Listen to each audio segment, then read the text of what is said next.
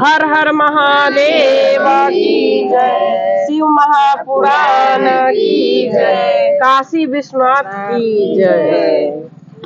एक बार भगवान विष्णु अपने प्रार्थना करने लगे, भगवान महादेव की आराधना करने लगे और आराधना में यही उत्पत्ति के लिए कि संसार की उत्पत्ति कैसे हो उसके लिए प्रार्थना करने लगे और काफी दिनों से प्रार्थना किए तो उनके कुंडल हिला, विष्णु जी का कुंडल हिला। जब विष्णु जी का कुंडल हिला तो उनका जो शक्ति टूटा। बोले कि जब ध्यान में अगर कुंडल हिला तो शक्ति उनका टूटा। फिर भगवान ने बोला, महादेव जी प्रकट हो गए, महादेव जी प्रकट हो गए कि हे विष्णु, आपको साधना करनी है और उत्पत्ति करनी है, आप फिर से ध्यान करिए। फिर उन्होंने ध्यान करना, शयन करना शुरू किया और शयन किए, काफी दिन तक ध्यान करते रहे तो नाभि से महादेव नाभि निकला, जिस कमल पे ब्रह्मदेव जी विराजमान थे। विष्णु जी के नाभि कमल पे ब्रह्मदेव जी विराजमान निकले और वहां पे एक तीर्थ यात्रा बन गया और जिसका नाम पड़ा काशी, जिसका नाम पड़ा काशी, वो तीर्थ यात्रा बन गया जहाँ पे विष्णु जी स्वयं ब्रह्मा जी को उत्पन्न किया। अब जब काशी सबकी नगरी, वहाँ जो भी तप करे, जहाँ विष्णु जी तप किए हैं भोलेनाथ के, तो ब्रह्मा जी उत्पन्न हुए हैं, तो काशी नगरी धन्य है। उसी प्रकार अब क्या हुआ कि धरती में जलमग्न हो गया। धरती जलमग्न होना होता है कि मतलब पृथ्वी एक बार अलोप हो जाएगा, सब कुछ डूब जाएगा। भगवान भोलेनाथ और माता पार्वती जी बात कर रहे हैं कि अब काशी नगरी भी डूब जाएगी, जहाँ स्वयं विष्णु जी ने तपस्या किया है और माता के साथ रमन किया है, जहाँ स्वयं ब्रह्मा जी प्रकट हुए हैं और वो काशी नगरी जलमग्न में डूबने लगी है। भगवान बोले कि नहीं, काशी नहीं डूबेगी, पूरी दुनिया जलमग्न हो जाएगी, दुनिया समाप्त हो जाएगी, लेकिन काशी को मैं समाप्त नहीं होने दूंगा। और त्रिशूल उठाए और काशी को त्रिशूल पर धारण कर लिए। काशी को त्रिशूल पर भोलेनाथ धारण कर लिए और प्रार्थना किए। सारे जो ब्रह्म ऋषि थे वो लोग अपना नाव पर, विष्णु जी ने सबको बचा लिया, जो मतलब ज्ञानी थे, धर्म के ज्ञाता थे, उनको पेड़ पौधा वनस्पति कुछ जो भी नाव पर स्वयं विष्णु जी लोगों को बचाए, कुछ लोगों को, और पृथ्वी जलमग्न हो गया। सिर्फ बचा कौन? काशी नगरी। काशी नगरी बचा, जिसमें स्वयं भोलेनाथ फिर वहां आते हैं और माता के साथ वहां पर खुद ध्यान करते हैं। जहां पर ब्रह्मा जी का जन्म हुआ, उसी प्रकार वहां पर आके भोलेनाथ भी ध्यान कर रहे हैं, ध्यान में मग्न है। और सारे जो भक्त थे वहां पर विष्णु जी आए, ब्रह्मा जी आए, सारे देवता आए और बोले कि हे प्रभु, आप यहीं पर विराजमान रहिए और सबका मुक्ति का धाम बनाइए, आपका ये मुक्ति का धाम हो काशी। भगवान भोलेनाथ कहते हैं कि यहाँ मैं सदैव विराजमान रहूंगा, काशी नगरी में हमेशा मैं 24 घंटा ही रहूंगा, काशी नहीं छोड़ूंगा। काशी को त्रिशूल पर धारण किए हुए हैं और काशी को छोड़कर मैं कहीं नहीं जाऊंगा। ये अति पावन है, काशी अति पावन है। अगर काशी का नाम भी ले आदमी, मनुष्य, तो उसका कई जन्मों का पाप कटता है। काशी विश्वनाथ जी का नाम लेने से कई जन्मों का पाप कटता है और सच्चे मन से जो वहाँ शरीर त्याग करता है उसको दोबारा जन्म नहीं होता। जिसकी काशी में मौत होती है उसका दोबारा जन्म नहीं होता, वो भगवान में ही, मेरे में ही लीन हो जाता है। भगवान कह रहे हैं कि जिसकी काशी में मौत होती है उसे मैं अपने में समा लेता हूँ, अपने प्रकाश में। लेकिन किस्मत बहुत लोगों को कहाँ होती है कि काशी में मरे। 55 साल मरने के लिए, 10-10 साल वहाँ बहुत लोग बैठे हुए मरने के लिए। कई आश्रम मरने के लिए बुक है कि हमारा यहीं प्राण त्याग करें। बहुत ज्ञानी लोग वहाँ लेके रहते हैं और साल 5 साल 10 साल से बैठे हुए, मौत नहीं आती। कुछ लोगों से मैं गई थी तो मिली भी थी, तो बेटा मैं 3 साल से आई हूँ अभी तक मौत नहीं आ रही है। हम कहेंगे और अच्छा नहीं माता जी, भगवान का नाम लीजिए। काशी नगरी में मोक्ष की प्राप्ति होती है और जो सच्चे मन से भक्ति से जाता है उस पर भगवान भोलेनाथ की असीम कृपा होती है और भक्ति प्रदान होती है। अब पूर्व जन्म के पाप नष्ट होता है। कहते हैं भगवान कि जो पूर्व जन्म का पाप किया हुआ है वो काशी में मैं उसका नष्ट कर देता हूँ। काशी जाने से ही उसका पाप नष्ट हो जाता है। इस प्रकार बोले कि अगर कोई चोरी करता है, काशी में बहुत ठग है। ठग तो ऐसा है ना कि मेरे को भी ठग लिया था। ठग इतने तेज है ना कि ऐसा कपड़ा लेके आएगा, कहेगा कि आपको हम 100 रुपया में दे रहे हैं, आप ले लीजिए। अब कोई भी आदमी ठगा जाएगा। काशी जैसा ठग कहीं नहीं होगा। नहीं, सबसे ज्यादा काशी में ही ठग है। जबकि शिव महापुराण में मना है कि जो आदमी तीर्थ यात्रा में चोरी करता है वो 1 करोड़ गुना पाप का फल भोगता है। और काशी नगरी में रह के सबसे ज्यादा ठगी होती है। इतना ठग वहाँ है, व्यापार है ना कि अपना एक मतलब व्यापार क्या कहना है, इतना बड़ा ठग लोग बैठे हुए हैं वहाँ पे। और वही पुण्य है, तो जहाँ पाप भी है तो पुण्य भी है। तो हम जिस श्रद्धा से भगवान को पुकारिए वो मिलेंगे। तो कहा गया कि चोर जो चोरी कर रहा है तो उसमें भी कहा गया है कि भगवान उसको मुक्त कर देते हैं। भगवान काशी में जो कैसे भी भाव से जाता है भगवान उसे मुक्त कर देते हैं। कि चोरी भी कर रहा है तो उसको अपने में समा लेते हैं। उसके कर्म है कि काशी में जन्म लिया है, उसका कर्म है कि उसने काशी में जन्म लिया है। सबका भाग्य नहीं ना है कि काशी में जन्म ले। काशी में जन्म लेना भाग्य की बात है। तो महादेव जी कह रहे हैं, भोलेनाथ स्वयं कहे कि उसको भी मैं मुक्त कर देता हूँ।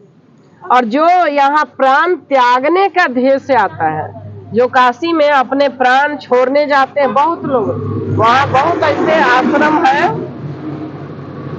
सब लाश जलते रहता है वहाँ, हमेशा लाश जलते रहेगा। तो कई आदमी अपना जो आश्रम में है ना बैठे हुए अपना वो जानने के लिए, अब वो तो जान रहा है ना कि हमें मरना है तो वो भगवान के न शरण में रहेगा। जो आदमी जान रहा है कि आज मरेंगे कि कल मरेंगे, वो भगवान के नाम के अलावा कुछ लेगा? वो दिन भर भगवान का ही जल चढ़ाना है सुबह जाके, और उसके बाद भगवान के ही नाम लेके कहता है कि ये तो माया का बंधन है। अब सब चीज त्याग के हम काशी आ गए। कोई मथुरा चल जाता है, कोई वृंदावन चल जाता है, कोई हरिद्वार जा रहा है। मतलब लोग जो ज्ञानी है वो जान जाते हैं कि अब इस दुनिया में मेरा काम खत्म हो गया, बाल बच्चा सब परिवार को निर्वाह कर दिया, अब हम भगवान के शरण में जाएं।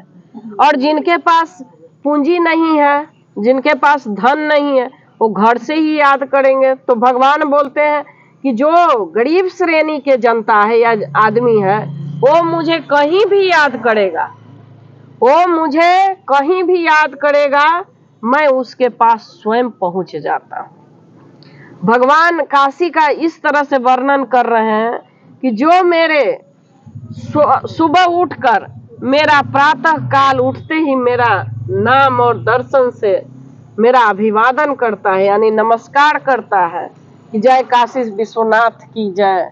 जैसे अभी आपने भजन बाढ़ो ज्योतिर्लिंग के बड़ा अच्छा मंजू ने सुनाया तो अच्छा लगा। उसी प्रकार एक ज्योतिर्लिंग के नाम लेने के लिए भगवान कह रहे हैं कि सिर्फ एक ज्योतिर्लिंग का भी जब हम नाम लेते हैं तो तर जाते हैं, भगवान में ध्यान हो जाती है। पाप क्या होता है, हमारा पूर्व जन्म के जो पाप होता है उसी के तो दुख हम भोग रहे हैं ना, कर्म उसी का हम भोगने आए हैं। लोग मानता नहीं इस बात को, लेकिन हम कष्ट उसी का भोगते हैं जो पूर्व जन्म का है। और शरीर पर जो है पाप, जो कष्ट शरीर से हम भोग रहे हैं वो भी हमारा पूर्व जन्म का कर्म ही है जो हम शरीर पर कष्ट भोग रहे हैं। या इसको भी वाचिक भी कहते हैं कि कष्ट है और उसको भोगना चाहिए। जिसको ज्ञान है वो मान के भोगेगा, वो कभी नहीं कहेगा कि मेरा रोग ठीक हो जाए। वो कहेगा कि इस जन्म में मुझे याद है प्रभु, इस जन्म में मुझे याद है, इसलिए ये कष्ट हम भोग लें। कहेगा ना। जिसको ज्ञान नहीं रहेगा कहेगा कि पता नहीं कौन कैले हवा, का हो गिलवा, हमरा ये दुख पड़ गया, लोग यही कहता है ना। लेकिन ऐसा नहीं है, ऐसा नहीं है। जो हम किए हुए हैं वही हमें मिलता है, 100% मिलता है। यही भगवान का कहना है।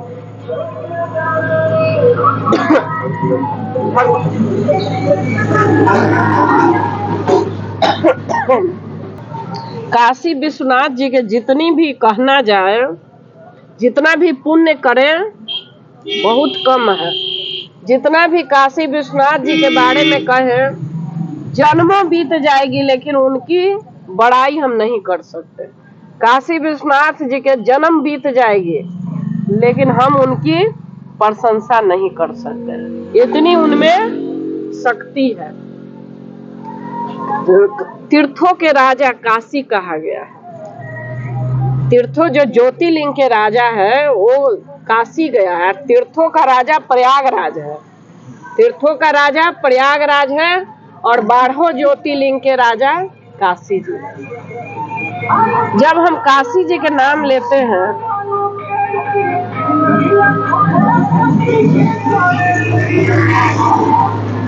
जब हम काशी जी के एक बार भी नाम लेंगे ना, वहाँ सच्चे मन से भक्ति से अगर जल चढ़ा दिए उसी के भाव में जी के, तो हमारे को भगवान तछ सारा पाप नष्ट कर देंगे। उसी समय हमारा पाप नष्ट कर देते हैं भगवान।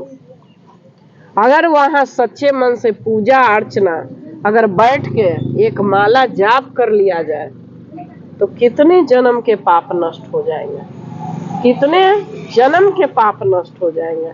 इस प्रकार भगवान कह रहे हैं। काशी का वर्णन हम नहीं कर रहे हैं, इतना नहीं हमारे अंदर सक्षम है कि हम कर सकते हैं, लेकिन थोड़ा बहुत काशी के बारे में बात कर रहे हैं कि महादेव जी की इतनी पावर है, इतनी शक्ति है कि उसकी वर्णन भी नहीं कर सकते।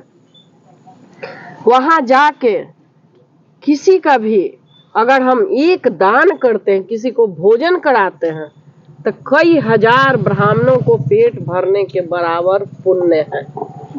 कई हजार ब्राह्मणों को खिलाने का पुण्य है। इसीलिए वहाँ कितने आदमी कई मतलब महीनों महीनों कोई भंडारा चलवा रहा है, कोई कुछ कर रहा है, कोई कुछ। बहुत अन्न दाने का महत्व है। वहाँ अन्नपूर्णा माता है, वो चावल अगर प्रसाद आपको मिल गया, वो चावल अपने घर में जो चावल बनता है आप उसमें डाल दीजिएगा ना, उसमें आप चावल डाल दीजिएगा प्रसाद मान के अन्नपूर्णा माता के, तो आपके घर में कभी चावल घटेगा नहीं। अब ये नहीं कि मतलब बरकत खत्म नहीं होगी, अब चावल सारा झाड़ लीजिएगा उसमें से थोड़ा सा, जैसे पूरा भंडार है जिससे बनता है उसको लोग खाली नहीं करता है ना। जब भी खाली करता है तो थोड़ा सा रखता है ना, रखते होंगे कि नहीं? नहीं रखते, कोई नहीं रखता। लेकिन चावल या कोई भी चीज जब खाली करते हैं तो थोड़ा बहुत चावल या आटा रख लेना चाहिए। और जब नया उसको धो धा के फिर नया करते हैं तो वो जो बरकत है वो चावल उसमें फिर डाल देना चाहिए। अन्नपूर्णा मान लिए काशी जी गए 4 साल 5 साल हो गया तो वो चावल बार बार लाएंगे? एक बार डाल दिए तो पूरा जीवन चलते रहेगा, क्योंकि उसमें से जो चावल एक बार डाल दिए तो उनका अंश आ गया पूरा चावल। हाँ, पूरा चावल में उस चावल को फिर दूसरा चावल में डालेंगे तो होगा ना। हाँ, वही बात कर रहे हैं कि अन्नपूर्णा माँ के नमस्कार करके जो चावल बच गया तो दूसरा भड़ेहड़ में फिर धो के रखते हैं ना, तो चावल रखे रहिए थोड़ा सा और फिर उसमें डाल दीजिए। वो अन्नपूर्णा माता के आपका प्रसाद है, कभी चावल नहीं घटेगा। देखिएगा वो बरकत खरीद के लाते रहिए, भरते रहिए भरते रहिए, कभी ऐसा नहीं होगा कि घर खाली होगा। अन्न का सदा भंडार भरा रहेगा।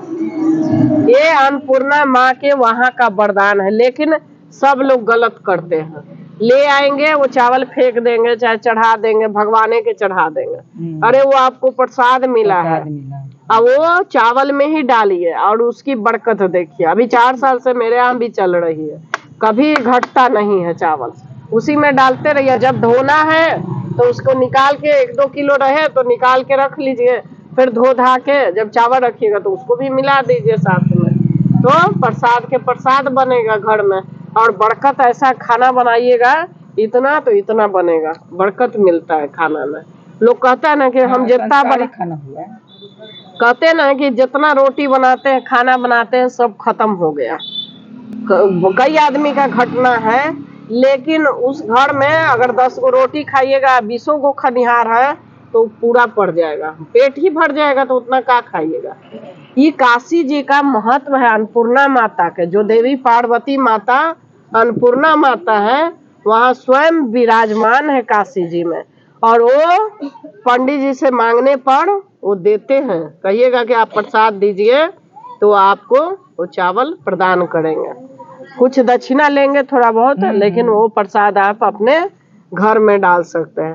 काशी जी का भभूति मिल गया तो धारण करिए, हर कष्ट दूर हो जाएगा। वहाँ का रुद्राक्ष ले आके पहनिए, उससे भी कष्ट दूर होगा माला जपने से। अगर वहाँ कोई जाके गंगा किनारे बैठ के हवन करता है, उसका एक हवन का 1000 गुना फल मिलता है।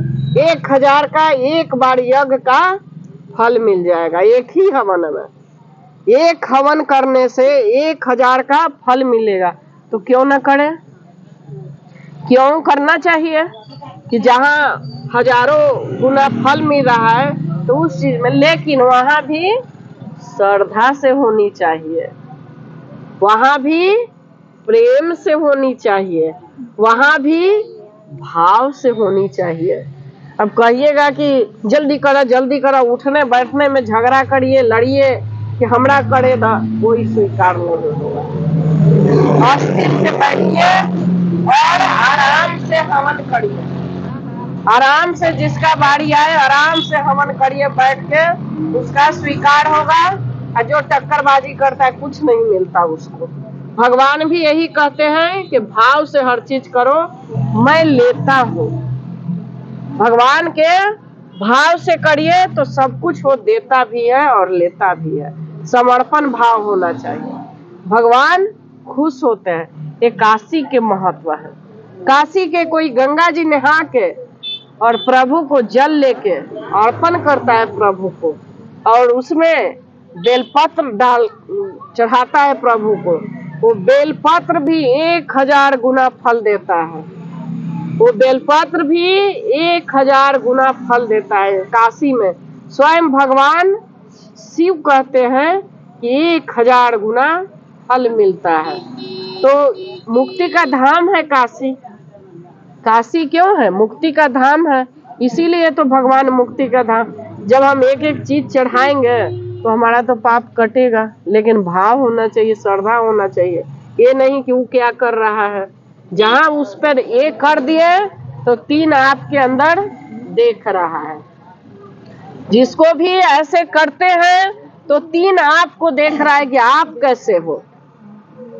करने दो, कोई भी कुछ भी कर रहा है करने दो। क्यों आप कहने जा रहे हो? 3 को तो उंगली आपको भी तो देख रहा है। आपका जो अंदर के आत्मा है वो तो आपको देख रहा है ना। आपका जो अंदर का परमात्मा है वो आपको देख रहा है। ऐसा नहीं कि कोई कहता है कि कोई ना देखना। आपके सबसे बड़ा जो ज्ञान और पुण्य देने वाला है वो अंदर यहाँ विराजमान है। और हम एक भी पाप करते हैं तो हमें वो देखता है। हम एक भी चोरी करते हैं तो हमें वो देखता है। अब किसी का आम लटका हुआ है, आप तोड़ रहे हो शाम में रात में जाके कि कोई नहीं देख रहा है, बहुत आप भक्ति या पूजा पाठ कर रहे हो और जाके नोच रहे हो किसी का, तो एक तो पेड़ देखा, उसके बाद जो आपके अंदर आत्मा बैठा हुआ है वो नहीं देखा, उसका फल आपको देगा ना।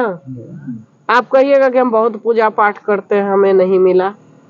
ये छोटी छोटी बात ही हमें पाप के भागी बनाता है। इसीलिए हमारे पास अगर पैसे हैं तो कोई चीज हम लेके खाएं, हम लेके कुछ नहीं जाएंगे। हमारा शरीर भी 5 तत्व से बना हुआ है और 5 तत्व में ही विलीन हो जाना है। हम कुछ लेके नहीं जाएंगे। इसीलिए काशी को मुक्ति के धाम कहा गया है। काशी को मुक्ति के धाम कहा गया कि जो भी काशी जाए तो संपूर्ण अपना इतना शक्ति ले, अपना भाव से शक्ति ले कि आपके अंदर का जो पाप बैठा है ना वो सब नष्ट हो जाए, सब नष्ट हो जाए। चंडीगढ़ से एक लेडीज आई थी, तो यहाँ पे जब काशी जी गई उसके अंदर यही आया कि वाकई यहाँ कुछ है, मेरे अंदर अब कोई टेंशन ही नहीं आता। वो यहाँ पे बिहार में अपनी टेंशन छोड़ के गई, बोली कि अब हमरा चिंता नहीं है, बाबा रखवाली करते हैं। पंजाबी थी लेकिन इतना बाबा पर विश्वास हो गया ना कि उसने कहा कि अब हमारा कोई चिंता नहीं होता। नहीं तो दिन भर में 10 बार फोन करती है, महीनों के 4-5 महीना हो जाता है बात, कभी हम ही किए चाहे वो किए, तो बात बोलता है कि अब हमको दिक्कत नहीं होता, ना मुझे होता है ना उसे होता है। तो ऐसे एक एक धाम में जाइए, ऐसा लेके आइए, ऐसा लेके आइए कि आपके अंदर वो पुण्य मिले, और वो पुण्य आपको भाव और भक्ति से मिलेगा, ज्ञान से मिलेगा। भाव भक्ति और ज्ञान से प्राप्त होता है और उस चीज को आप प्राप्त करिए। हर हर महादेव की जय, शिव महापुराण की जय।